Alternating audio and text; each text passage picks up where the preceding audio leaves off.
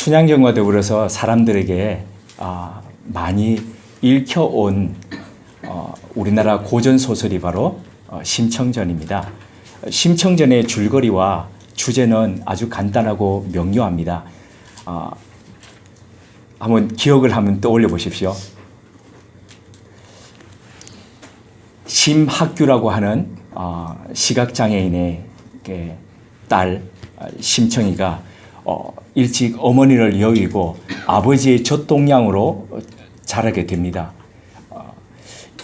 그 심학규라고 하는 사람을 보통 어떻게 부릅니까? 심봉사라고 이야기합니다. 여기서 잠깐 봉사라는 말에 대한 설명이 조금 필요할 것 같습니다. 그 시각장애인을 비하하는 말인 것 같지만 실은 그렇지 않은 게 조선 초기에 그 조정은 시각장애인들을 대상으로 침수를 가르치게 됩니다. 그리고 그 중에서 아주 뛰어난 사람들을 뽑아서 종팔품에 이르는 벼슬을 하사하면서 그것을 일컬어서 봉사라고 그렇게 얘기했습니다. 그래서 심청이의 아버지가 봉사라고 불렸던 것은 이러한 문화, 조선 내 문화에 기인했다고 볼 수 있겠습니다. 그런데 우리가 알고 있는 이 심청전은 저자가 누구인지 또 시대가 언제인지 그렇게 알 수 없는 그런 고전 소설이라고 할 수 있습니다. 그러니까 그 심청은 어머니를 여의고 난 뒤에 자라면서 아버지의 젖동량으로 자랐다고 말씀을 드렸습니다. 그런데도 불구하고 건강하게 잘 자랐죠. 근데 자라고 난 뒤에 이 딸이 어머니와 똑같이 아버지를 봉양하면서 그렇게 살아가게 됩니다. 그러다가 아버지가 덜컥 공양미 300석을 시주하겠다고 약속을 하고 그게 눈 뜨게 된다는 그 말에 그런 약속을 하게 되죠. 그 약속을 지키기 위해서 심청은 뱃사람들이 그 지나가는 물, 그 경랑의 물에 안전한 항해를 위해서 사람을 바치는 거기다가 자기 몸을 팔게 됩니다. 얼마예요? 공양미 300석에 팔게 됩니다. 그리고 아버지를 위해서 그 인당수에 뛰어들게 됩니다. 그래서 그리고 난 뒤에 이제 그 심청의 이런 효성을 갸륵하게 봤던 하늘에 의해서 그 용왕이 심청을 연꽃으로 이렇게 인당수에 올리게 되죠. 그리고 그 연꽃이 올라오는 그것을 마침 지나가던 뱃사람들이 가지고 연꽃을 가지고 왕에게 바치게 되고 연꽃에서 나온 심청은 왕과 더불어서 결혼한다. 그리고 그렇게 왕비가 된 심청은 그 앞을 보지 못하는 아버지를 찾기 위해서 온 동네에 시각장애인을 위한 잔치를 배설하게 되고 그 가운데 왔던 아버지가 딸의 목소리를 듣고 깜짝 놀라서 그 딸을 보기 위해서 죽었다고 생각했던 딸을 보기 위해서 눈을 뜸으로써 그 딸과 만나게 되고 아버지는 드디어 세상을 밝은 눈으로 보게 된다. 이게 이제 그 스토리지 않습니까? 그래서 아버지를 위한 이런 딸의 갸륵한 마음들을 보면서 사람들은 효 또는 효사상이 바로 이 심청전의 주제라고 그렇게 알고 있습니다. 그런데 어린 시절부터 이렇게 알고 듣기도 했던 이런 심청전은 실은 그 밑바닥에 우리가 미처 생각하지도 못했던 깊은 사회에 고발하는 메시지가 들어 있습니다. 저 역시도 이런 부분들에 대해서 별로 생각하지 않고 그냥 답습해서 읽고 알아왔었는데 그러다가 얼마 전에 김민흥 교수의 동화독법이라는 책을 읽게 되었는데 마침 이 뒷부분에 이 심청전에 대한 이야기가 있었습니다. 동화라는 게 이야기를 통해서 세상을 바라보는 거지요. 이야기라는 단순한 그냥 줄거리를 통해서 그 속에서 때로는 세상을 고발하고 사람의 본 모습을 바라보게 하는 것, 이런 것들이 바로 이솝 우화라든지 이런 부분들에 녹아있는 그 메시지지 않습니까? 오늘 이 시간에는 김민흥 교수의 이런 시각을 빌어가지고 한번 심청전을 우리가 돌아보고 그리고 이 심청전의 시각으로 오늘 본문을 한번 그렇게 조명해 보고자 합니다.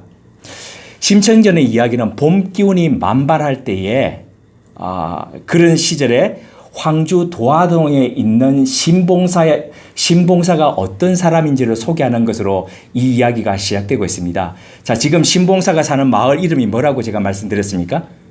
도화동입니다. 도화동. 도화라는 게 어떤 겁니까? 복숭아꽃이 피는 마을 이런 뜻이죠. 그죠?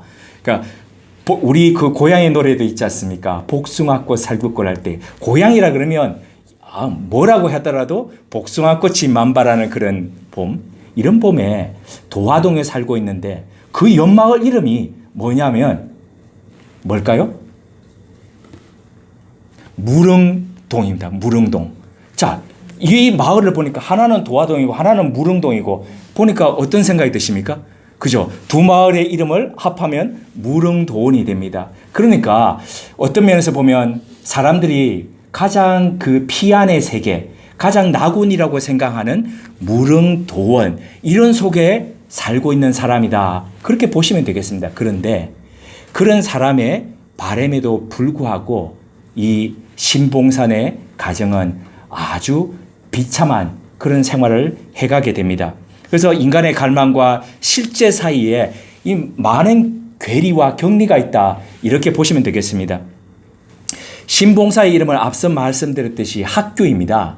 학자는 두루미 학자에다가 그리고 규자는 별빛 빛나는 규자 아니면 우아하게 걷는다 할 때 학처럼 우아하게 걷는다 할 때 규자. 그러니까 풀이하자면 이런 거죠. 고고한 학처럼 빛나는 별처럼 그렇게 살아가는 사람. 그런데 그런 그의 이름처럼 어떤 면에서 그의 성품이 어땠는지를 이 책이 이렇게 설명하고 있습니다. 눈까지 멀어 뉘라서 대접할까마는 본디 양반의 후예로서 행실이 정념 정직하고 뜻이 고상하며 행동 거지에 조금도 경솔함이 없으니 그 마을 눈뜬 사람들은 모두 그를 칭찬하는 터라. 사람이 괜찮았다는 말입니다. 하지만 아무리 인품이 고고하고 괜찮다고 하지만 어떻습니까? 그러니까 이런 사람들일수록 옛날에 우리나라 선비라 그러면 어떻습니까? 집안일 안 돌봅니다. 집안일 안 돌보니까 누가 힘듭니까? 그 집안 가게를 꾸려가야 될 부인이 힘든 겁니다. 그래서 이 부인이 어떻게 경제활동들을 전적으로 담당하며 살았는지 이렇게 책에서는 표현하고 있습니다. 삭바느질, 삭발레, 삭길쌈, 염색하기, 음식 만들기, 술 빚기, 떡 짓기. 삭시라는 게 뭡니까? 내게 없으니까 남의 집에 가가지고 일해가지고 품삯 받아서 사는데 책은 1년 360일이라고 표현하면서 하루도 쉴 새 없이 그렇게 일하면서 또 일하면서 고된 삶을 누가요? 그 부인이 살았다라고 얘기하고 있습니다. 그 부인의 성씨는 곽씨. 이름은 표현하고 있지 않습니다. 곽자라는 성씨 있죠. 딱 곽씨 그러면 제일 생각나는 사람이 누굽니까? 곽재우 장군 뭐 이런 의병 생각나지 않습니까? 저희 옆 동네 사람입니다. 옆 동네. 네, 그래서 현분 곽씨라고 하는데 이 곽자가요 성씨 곽자인데 이 곽자가 어떤 의미가 있냐면 성곽 곽자입니다. 그러니까 이 부인의 이름을 이 저자가 누군지는 모르지만 곽씨라고 붙인 것은 성곽이라는 게 어떤 겁니까? 그 안에 사람들을 외부로부터 보호하기 위해서 울타리를 쳐진 거지 않습니까? 그것처럼 남편과 가정의 울타리가 되어줬던 그런 여인이다. 이렇게 보시면 되겠습니다. 이론도 없이 그저 곽씨로 호칭되었던 이 부인은 그렇게 애쓰면서 그렇게 살았음에도 불구하고 가난해서 헤어나오지 못했던 그런 사람이었습니다. 그중 이 신봉사가 부인에게 자기의 원통함을 토로합니다. 아니 무슨 원통함을 토로하냐? 그랬더니 이런 이유였습니다. 자식이 없어서 조상 볼 낯이 없다는 겁니다. 그런데 또 왜 그러냐? 그랬더니 자기들이 죽고 난 뒤에 제사 지낼 사람도 없으면 이거 얼마나 원통하냐는 겁니다. 그러면서 이 사람이 이렇게 얘기합니다. 장애 자식일망정 남녀간 낳아보면 평생 한을 풀듯하니 어찌하면 좋을지 명산대천에 치성이나 드려보. 자, 시대가 오늘날과 다르니까 그래 한편으로 이해된다라고 하지만 자신은 봉사라는 이름에 맞게 어떻게 해야 되겠습니까? 아니 침술이라도 배워가지고 이 집 저 집 다니면서 침 놓아주면서 좀 돈이라도 벌어서 가게에 보탬이 돼야 되지 않겠습니까? 그런데 전혀 그럴 생각하지 않고 죽도록 고생하는 부인에게 뭐 하라는 겁니까? 지금 정한수 떠놓고 좀 기도하라는 겁니까? 그렇지 않습니다. 지금 명산 대천에 치성이나 드려보라는 이 말은 더 일해가지고 더 돈 벌어가지고 재물 바치면서 기도 좀 하라 이 얘기입니다. 참 얼마나 염치 없는 남편입니까?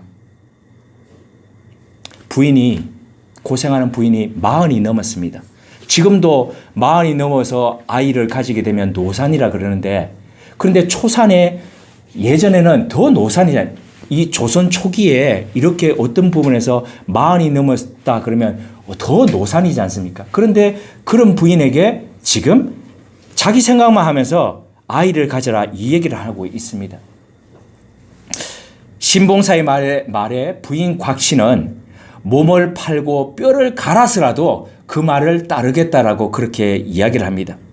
그리고 그 다음 날부터 더 열심히 품을 팔아서 그렇게 온갖 정성을 다 드립니다. 가난한 집안에 살림에 자식 하나 없겠다고 부인을 더 사지속으로 그렇게 몰고 있는 거지요. 부인의 정성에 감동했는지 하늘이 아이를 갖게 합니다. 그런데 부인은 이 산후의 고통을 이기지 못하고 죽어갑니다. 온갖 품팔이로 골병이 들었고 그리고 지성을 들인다고 더더욱 고생한 데다 노산이었으니까 아마 그 부분을 견디기 어려웠을 겁니다. 그런데 아주 기가 막힌 것은요. 죽어가는 부인 앞에서 이 남자가 이렇게 말을 합니다. 책에 있는 부분입니다. 여보, 마누라, 만일 불행히 죽게 되면 눈 어둔 이놈 팔자 일가 친척도 없는 혈을 단신 이내 몸이 올 때 갈 데 없어지니 그도 또한 원통한데 강보에 쌓인 여식을 어찌하란 말이오. 고생하다 지금 부인이 죽어가지 않습니까? 그런데 부인을 향해서 안타까운 마음 그런 거 전혀 없고 지금 누구 걱정하고 있습니까? 지 걱정하고 있습니다. 자기 걱정 제일 먼저 하고 있습니다. 그러고 난 뒤에 누구 걱정요? 이 애 키울 걱정하고 있습니다. 부인은 철저하게 자기 희생적인데 이 남자는 어떻습니까? 철저하게 자기 중심적입니다. 그런데 부인은 죽어가면서도 남아있을 남편과 그 자식을 위해서 어느 집에 돈을 빌려줬는지 옷장 안에는 팔 옷들이 어떤 것들이 있는지 그리고 자기가 죽고 나면 이 아이에게 누구한테 가서 동양젖을 구해야 될지 예전에는 그런 것들 있었지 않습니까? 그죠? 그래야 될지를 상세하게 가르쳐주고 마지막 숨을 거둡니다. 그리고 마지막 죽기 전에 이 곽씨 부인이 딸 아이의 이름을 이렇게 지어줍니다. 탁하고 어두운 세상에 맑음을 퍼뜨리면서 그렇게 살았으면 좋겠다는 뜻에서 어느 자요? 맑을 청자. 그래서 심청 이렇게 됩니다. 본래 자식 이름을 장명하는 것은 누구의 관습입니까? 누가 하는 거예요? 부의 관습입니다. 아버지나 할아버지나 외할아버지 이렇게 하는 거지요. 그런데 이 부인이 마지막 이름을 그렇게 지어주고 갔다는 것은 아마도 이 부인 이후에 자라게 되는 이 딸이 어머니의 정신, 어머니의 그 마음을 닮아가지고 세상을 그렇게 밝히면서 살아가리라는 그런 암시가 아마 담겨져 있는 것 같습니다. 곽씨 부인의 죽음을 안타까워했던 동네 사람들이 다 십시일반으로 돈을 거두게 됩니다. 그리고 그 부인의 장례를 치러줍니다. 그리고 난 뒤에 남아있는 그 딸 아이를, 갓난 아이를 동네 부인들이 데리고 가서 저절 돌아가면서 먹여가면서 이 아이를 키워갑니다. 이 심청은 자라면서 수양딸로 가서 혼자 잘 살 수 있는 그런 안락한 삶이 보장되었음에도 불구하고 어머니처럼 남아서 그 아버지를 봉양하면서 그렇게 희생적 삶을 살아갑니다. 이런 와중에 딸아이가 일을 나갔다가 돌아오는 것을 집에서 기다리다 못한 마중을 나갔던 이 신봉사가 개천에 빠지게 됩니다. 그래서 살려달라고 외치는 그 사람을 누가 구해주게 되죠? 네. 화주성이 구해주게 됩니다. 화주성이라는 것은 산에 있다가 마을로, 인근 마을로 내려가지고 이렇게 목탁을 두드리면서 설법을 말하거나 동량을 구하거나 하는 그런 사람들을 화주성이라 그랬거든요. 이 화주성이 이런 얘기를 하게 됩니다.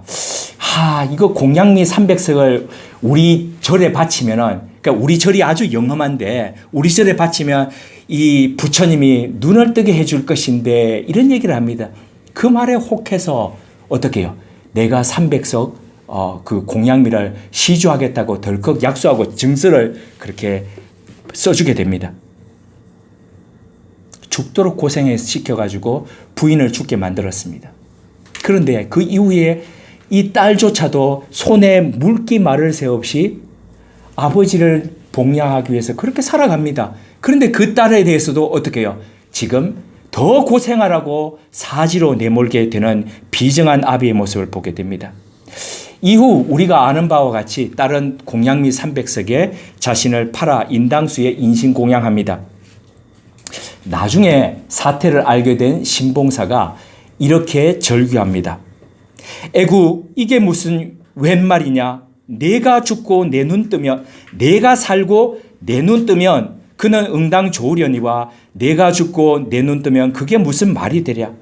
눈을 팔아 너를 살릴지언정 너를 팔아 눈을 산들 그 눈 해서 무엇하랴? 장사도 좋거니와 사람 사다 제사하는 게 어디서 보았느냐? 쌀도 싫고 돈도 싫고 눈뜨기 내 다 싫다. 지금까지 이 남자 어떻게 살아왔습니까? 내 중심, 내 이익을 따라서 살아왔습니다. 그런데 지금 이 남자 어떻습니까? 내 딸이 죽게 되는 그 위기 앞에서 드디어 어떻게 해요? 정신이 들게 됩니다. 자기가 어떻게 살아온 인간인지를 되돌아보게 됩니다. 그리고 이 남자는 또 뭘 고발합니까?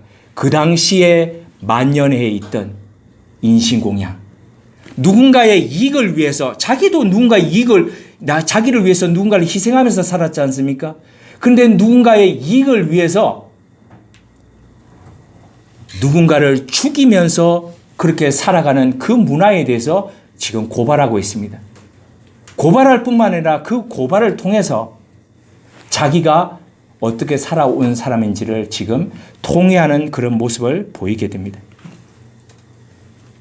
심청전의 이야기는 오늘 다소 길었습니다. 여기서 마무리하도록 하겠습니다. 정리하자면 우리는 심청전을 한 요 세 가지 정도로 정리해 볼 수 있습니다. 첫째, 신봉사와 이 상인들은 자기의 이익을 위해서 어떻게 한 사람들입니까? 누군가를 희생시키는 사람들이었습니다. 자신의 이익을 극대화하기 위해서 누군가를 죽이면서 누군가를 희생시키면서 살아가던 그 당시의 문화를 심청전은 고발하고 있는 겁니다.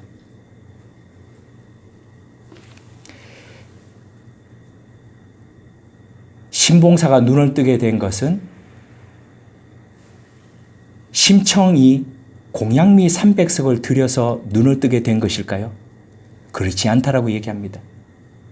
왜냐하면 만약에 그것을 심청이 믿었다면 나중에 왕비가 되고 난 뒤에 누구를 찾았겠습니까? 눈뜬 아버지를 찾았죠. 그런데 심청은 어떻게 했습니까? 온 동네의 수소문에서 아버지를 찾기 전에 눈뜬 시각장애인들을 위한 잔치를 배설하게 됩니다. 뭡니까?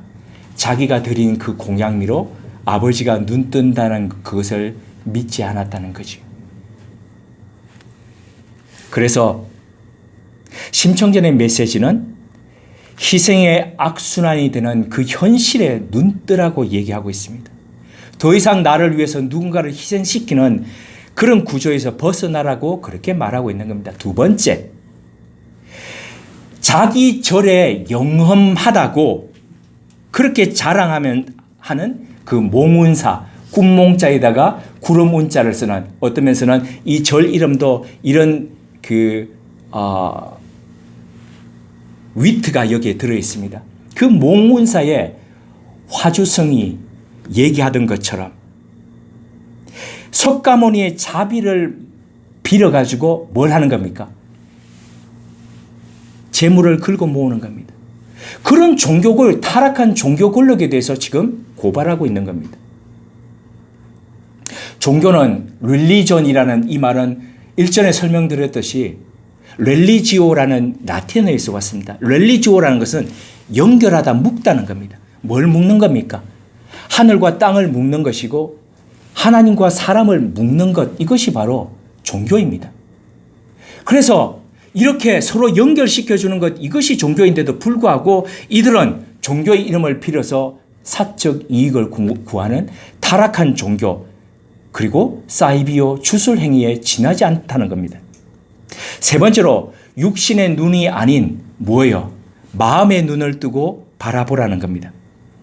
심청이가 빠져 죽은 물 이름이 뭡니까? 인당수입니다. 인당수라는 것은 인이라는 것은 도장 인자에다가 마당 당자에다가 물수자입니다. 그런데 이 인당이라는 말은 또 다른 의미를 가지고 있습니다. 그것은 바로 우리 눈썹과 눈썹 바로 이 사이가 인당입니다. 이렇게 한번 인상을 한번 써보십시오. 어디가 쭈글해집니까? 이 미간 사이가 쭈글해집니다.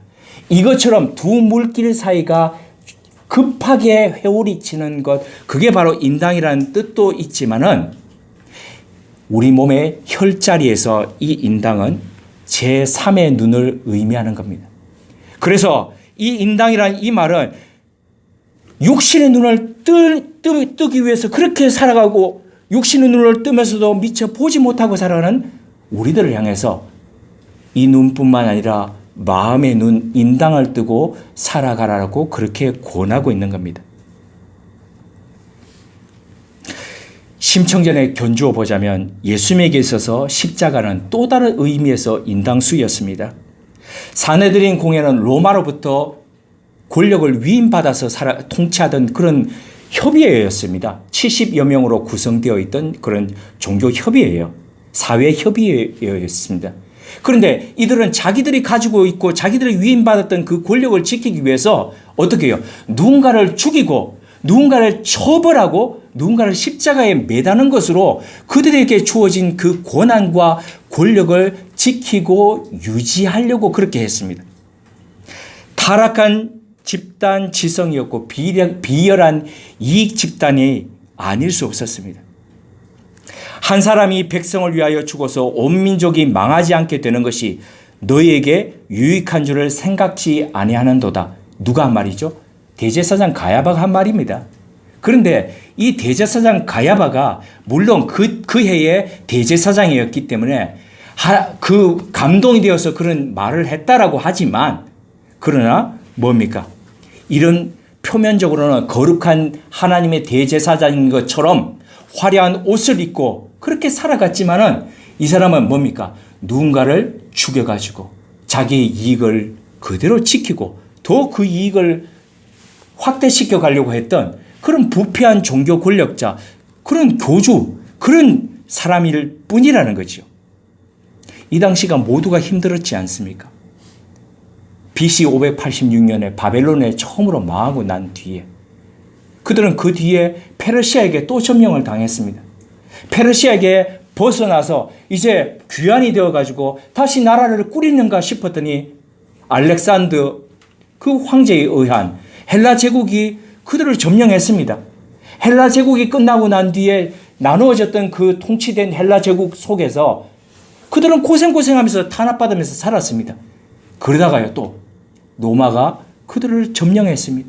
끊이지 않는 이방 민족의 이방 나라의 통치 속에서 그들은 힘든 생활을 해갔습니다.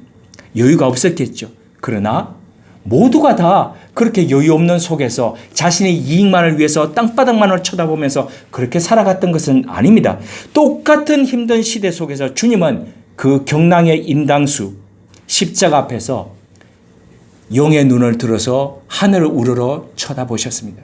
그리고 제자들을 향해서 눈을 열어서 마음의 눈을 열어서 그들의 마음을 보시면서 그들의 심정을 돌보시고 그들을 위해서 지금 17장의 긴 기도를 누구를 위해서요? 제자들을 위해서 지금 하고 계신다는 겁니다. 곧 죽게 되실 분이 자신을 위한 기도가 아니라 남겨질 사람들, 그 제자들을 위한 기도를 하고 계신다는 겁니다. 그런데 이 오늘 6절에서 9절 사이에 이 짧은 구절 속에 주님께서 제자들을 위해서 올리신 기도의 기도를 한마디로 축약하자면 요 마디 속에 들어갑니다. 그것은 바로 내게 주신입니다.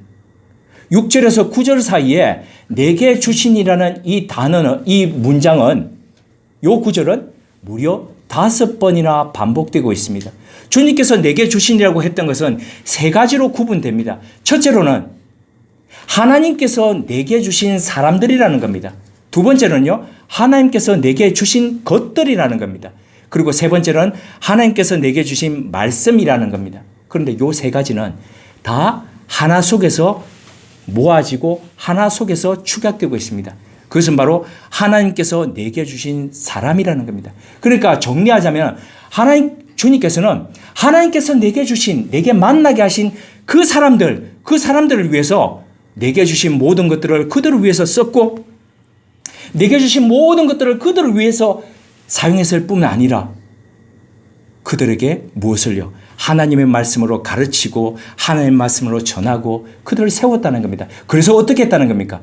그들 속에 하나님의 이름이 나타나게 했고, 그들 속에 하나님의 이름을 믿고 하나님의 의, 하나님의 마음, 그런 곳에 그들의 시선이 가도록, 일치하도록 그렇게 애쓰셨다는 겁니다.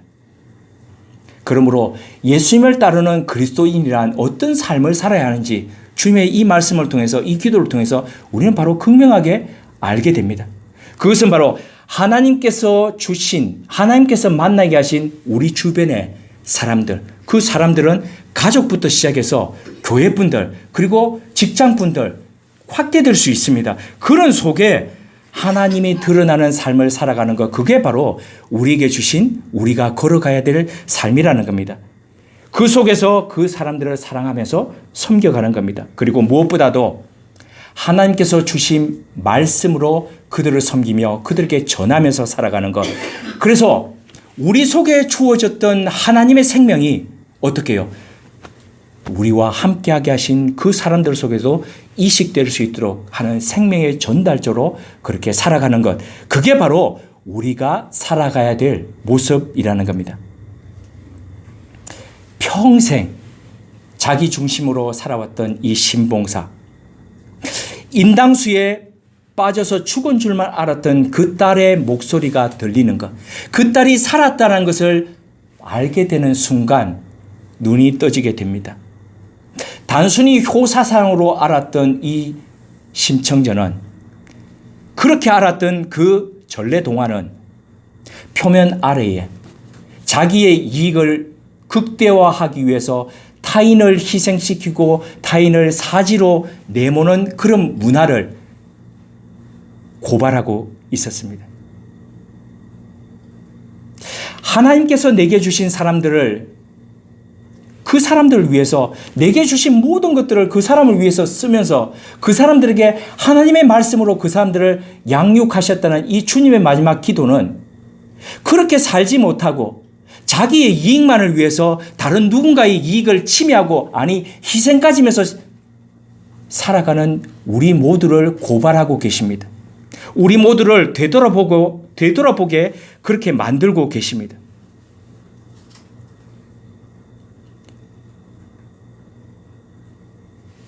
우리는 우리 자신의 이익과 협소한 가족주의로 우리 그렇게 살아가고 있지 않습니까? 내 품 안의 테두리, 이 테두리가 단 줄 알고 그렇게 살아가고 있지 않습니까? 그러므로 우리가 점점 더 어떤 부분에서 마음이 넓어지고 우리가 성숙해 간다는 것은 어떤 의미를 가지겠습니까? 우리 품 안에 품을 수 있는 사람이 더 한 명, 두 명씩 우리가 시간이 지남에 따라서 더 늘어가는 것을 의미하지 않겠습니까? 내 가족, 내 주변 사람들만 품에 안았다면 더 품을 열어서 그렇게 품으면서 살아가는 것, 이거지 않겠습니까? 우리 사회엔 공익과 정의를 위한다고 하지만 실은 위선의 탈을 쓰고 힘없고 가지지 못한 사람들을 위협하고 협박하고 급박하면서 오히려 그 사람들을 죽음의 인당수로 내몰고 있는 그런 비열한 문화가 지천에 깔려 있습니다. 어느 대학 총장은 교육자의 양심을 그렇게 호소하며 들먹이면서 정의를 외쳤지만 실은 누군가를 죽이기 위해서, 누군가를 매장시키기 위해서 그렇게 정의를 외쳤다는 것을 발견하게 됩니다.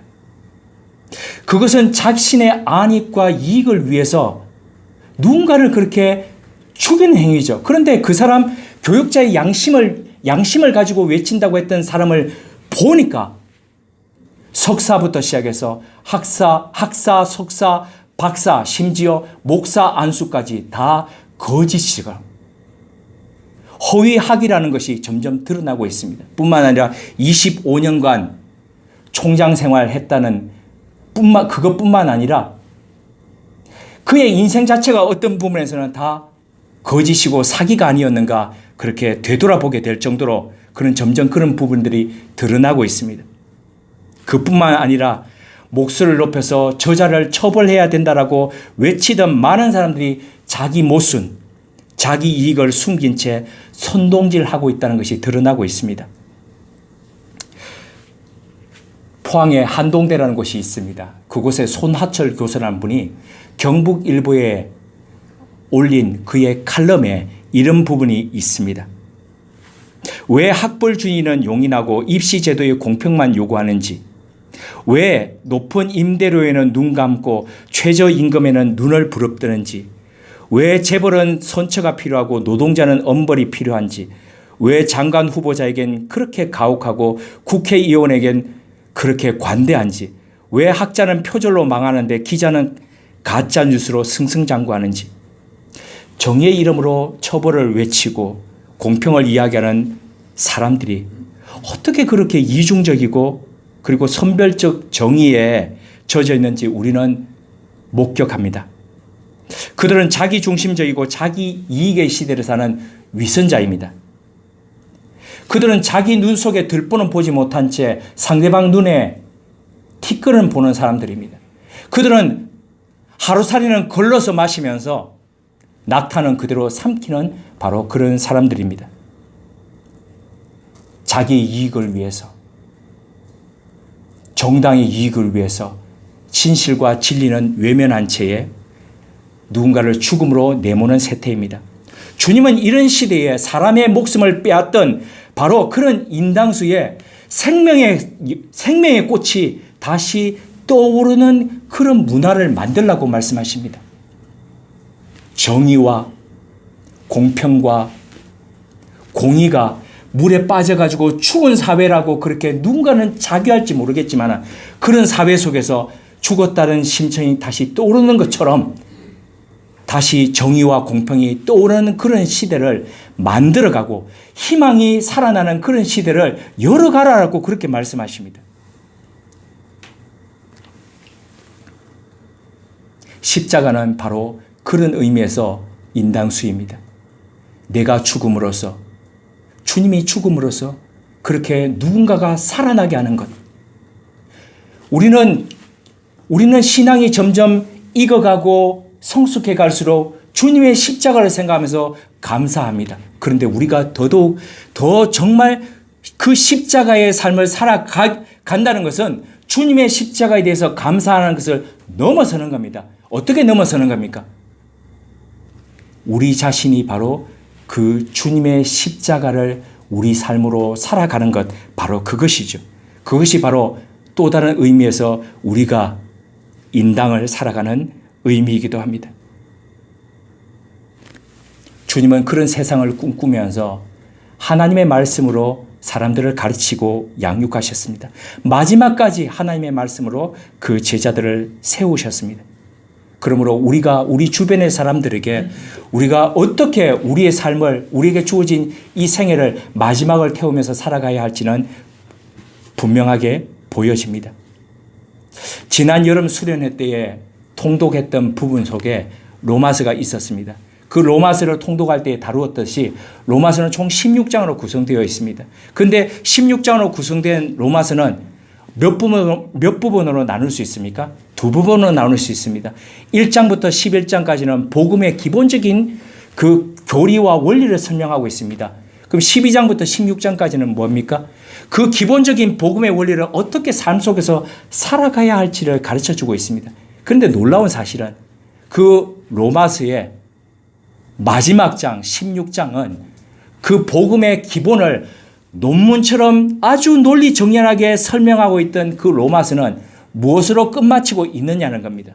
그 마지막은 바로 그 복음을 위해서 사도 바울과 더불어서 함께 경주에 가던 26명의 사람들의 이름을 일일이 열거하면서 그 사람들에게 문안하는 것으로 마치고 있습니다. 무엇을 의미합니까?